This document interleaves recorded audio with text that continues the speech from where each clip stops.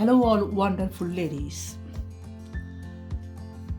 Blended art চ্যানেলে আপনাদের আজ আমন্ত্রণ রসনা বিলাসে।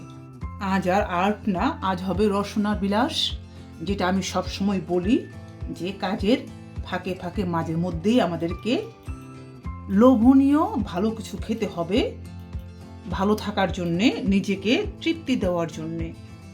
তো সেই অর্থে আজ আমি আয়োজন করছি বিরিয়ানি, একটু ভিন্ন স্টাইলে। দিয়ে দিচ্ছি আমি 2 চা চামচ লবণ। আমি মাংস নিয়েছি 1 কেজি পরিমাণ। এখন এতে দিব আমি উঁচু করে ভরে 2 টেবিল চামচ টক দই। আমি 2 টেবিল চামচ এই জন্যই দিলাম যে এই বিরিয়ানিতে আমি টমেটো অ্যাড করব। তো টমেটোটা কেমন হয় আমি জানি না, যদি টক হয় তাহলে বেশি টক হয়ে যাবে, তা আমি টক দই চাইলে পরে অ্যাড করতে পারবো। এটা তো বিরিয়ানি, বেশি করে আদা রসুন লাগবে, তো দিলাম 3 টেবিল চামচ আদা এবং 3 টেবিল চামচ রসুন। আমি আমার তৈরি করা বিরিয়ানি মশলা দিয়ে দিচ্ছি 3 টেবিল চামচ। এটা বিরিয়ানি, আমি চাই একটু গ্রেভিটা বেশি হোক, স্বাদটা বাড়ুক। অনেকেই বিরিয়ানি রান্না করে সাদাতে মশলাটা কম হয়, গ্রেভি কম হয়, আমার সেটা ভালো লাগে না। আমি বিরিয়ানিতে একটু মশলা বেশি দিচ্ছি। আমি আরও অতিরিক্ত 1 চা চামচ দিয়ে দিলাম গরম মশলা, ধনিয়া গুঁড়া, আরও বাড়তি 1 চা চামচ আমি জিরা গুঁড়া দিয়ে দিলাম। এই হলো আমার বিরিয়ানি মশলা। এখন সবগুলো উপকরণকে আমি মাংসের সাথে নেড়ে চেড়ে মিশিয়ে নিচ্ছি। সবগুলো মাংসকে আমি মশলা মাখিয়ে মিনিমাম 1 ঘন্টা আমি রেখে দিব ম্যারিনেশনের জন্য। তো রেখে দিলাম আমি ঘন্টা খানেকের জন্য। ঘন্টা খানেক পরে আমি বিরিয়ানি রান্না করতে আসব। শুরু করছি বিরিয়ানির আয়োজন। এখন আমি গরুর মাংসটাকে কষে নেব। তেল আমি বেশি দিব না, এটা হবে স্বাস্থ্যকর উপায়ে বিরিয়ানি খাওয়ার উপায়। এই যে আমি 1 টেবিল চামচ তেল দিলাম, তা আমি 1 টেবিল চামচ তেল আর 1 টেবিল চামচ ঘি দিয়ে দিলাম। ঘিটা আমার নিজের তৈরি করা। দিয়ে দিচ্ছি একটু দারুচিনি এবং 2 এলাচি। মেহি কুচি করে রাখা পেঁয়াজগুলো আমি দিয়ে দিলাম, 2 তেজপাতা দিলাম। এখন যেটা বলছিলাম যে আমি এই যে আমার তেলের অবস্থা, যে 2 টেবিল চামচ তেল অথবা 2 টেবিল চামচ ঘি বাটার অথবা 1 টেবিল চামচ তেল 1 টেবিল চামচ ঘি বাটার দিয়ে আমি বিরিয়ানিটা রান্না করব। পেঁয়াজটা নরম হচ্ছে, এতে আমি 1 চা চামচ লবণ দিয়ে দিলাম, তাতে করে পেঁয়াজটা খুব কুইকলি নরম হয়ে যাবে। এই যে দেখুন পেঁয়াজটা বাদামি হয়ে গেছে, নরম হয়ে গেছে। এখন আমি এতে আমার ম্যারিনেট করা গরুর মাংস ঢেলে দিচ্ছি। শুরুতে একটু নাড়তে থাকবো, যেহেতু আমি কম তেল দিয়েছি এবং এটা ননস্টিক না, লেগে যেতে পারে, নাড়তে থাকবো। তো তাপটাও কমিয়ে দিলাম। যদিও এটা লিন মিট, চর্বি ছিল না, তারপরেও যেহেতু গরুর মাংস কিছু তেল বার হবেই, তো আমি নিশ্চিন্তে এটাকে কষাতে থাকবো। তেল বার হবে, দেখতে পাবেন। আমি বেশ কিছুক্ষণ মাংসটাকে কষিয়ে নিলাম। মশলাটা আমার কষানো হয়ে গেছে। এখন আমি পানি দিয়ে দিচ্ছি অল্প করে। এই 1 কাপ পানি দিয়ে আমি মাংসটাকে ভালো মতো কষিয়ে নিব। এটা কুক হতে থাকুক এবং আমি এটার উপরে ঢাকনিটা দিয়ে দিচ্ছি। মাংসটা কষানো হচ্ছে অন্য চুলায়। এদিকে আমি ফ্রাই প্যানে অল্প একটু তেল দেব।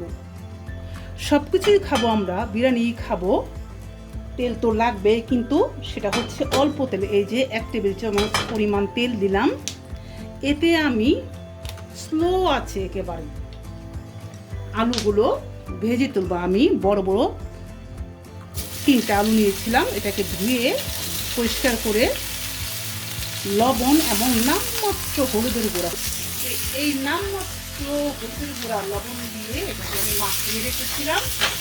চুলার আঁচটা দিলাম কমিয়ে, কারণ যেহেতু তেল কম এটাতে স্লোলি ভাজা হবে এবং সেই সাথে যেন কুক হয়, আধা কুক হয়ে যায়, ভিতরে নরম হয়।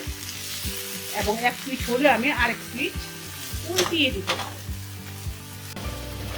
মাংসটা কষানো হচ্ছে অল্প পানিতে। তো এতে আমি এখন একটা বড় সাইজের টমেটো কেটে দিচ্ছি। এর চেয়ে বেশি টমেটো দিব না, তাহলে টক হয়ে যাবে, স্বাদ নষ্ট হয়ে যাবে। আপনাদের মাংসের পরিমাণ যদি বেশি হয়, এরকম যদি হয় যে 2 কেজি মাংস, 1.5-2 কেজি চাল, তাহলে অবশ্যই বড় 2টা টমেটো ইজিলি দেওয়া যায়। মশলাটাকে আমি খুব ভালো মতো কষিয়ে নিয়েছি পর্যাপ্ত পরিমাণে। এখন আমি এতে দিয়ে দিচ্ছি পানি।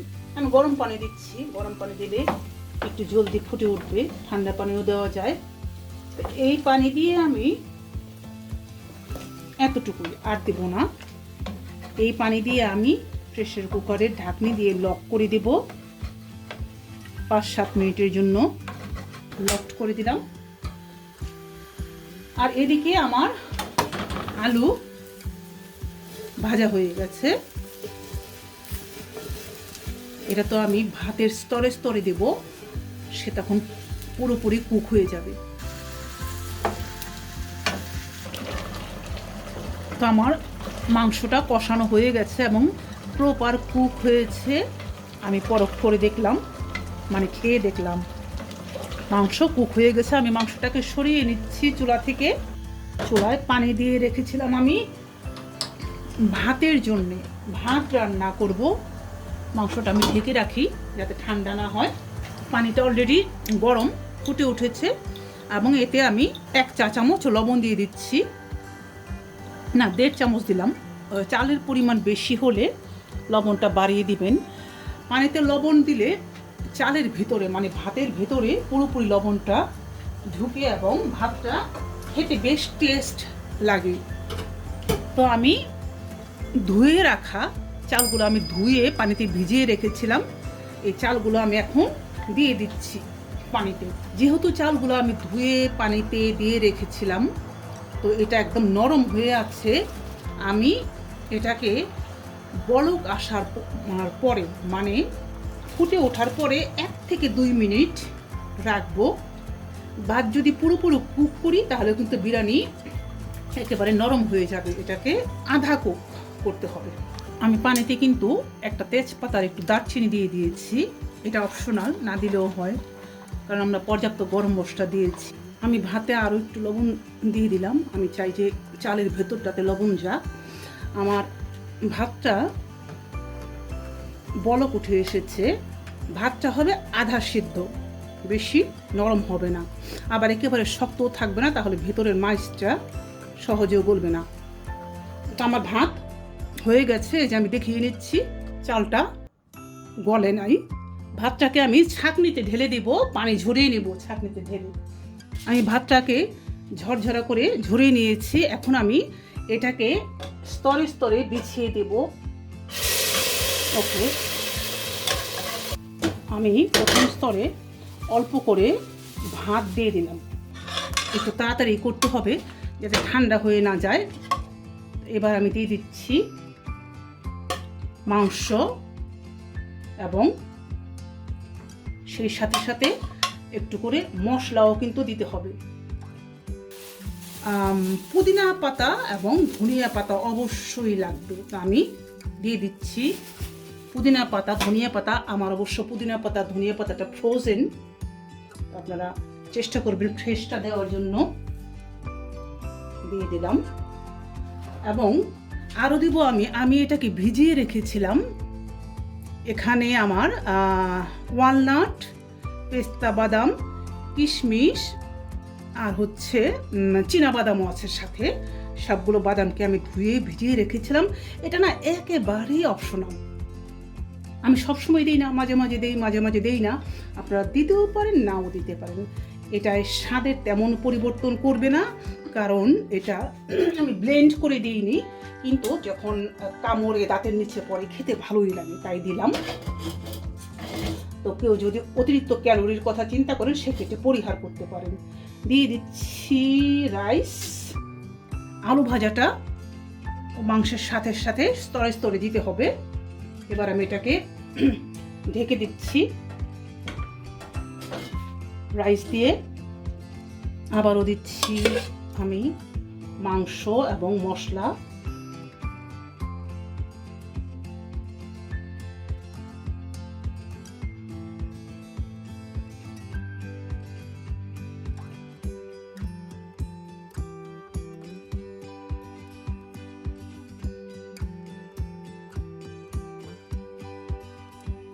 তো সবগুলো চালকে আমি ভাতকে আমি ভালো করে বিছিয়ে মাংস আলু ঢেকে দিয়েছি।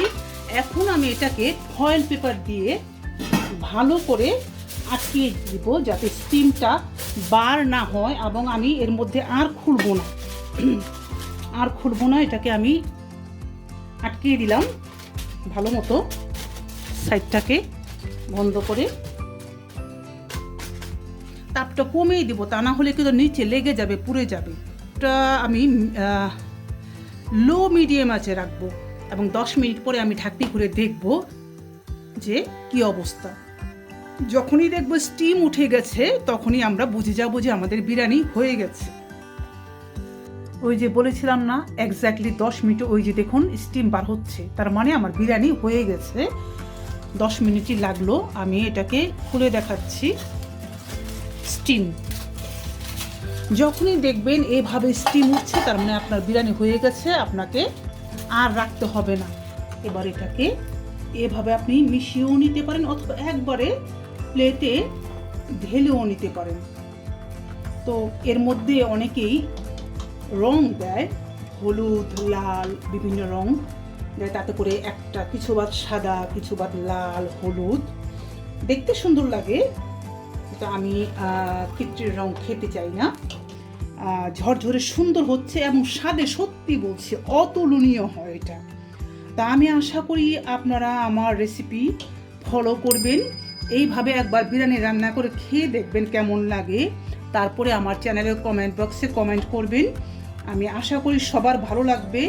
আর এই ধরনের বিরিয়ানি আপনারা হামেশাই খেতে পারবেন, কেননা আমার মনে হয় না যে এর চেয়ে কম তেলে কেউ কখনো বিরিয়ানি রান্না করেছে। পরবর্তীতে কিন্তু বিরিয়ানি হবে না, অন্য কিছু হবে। Bye bye.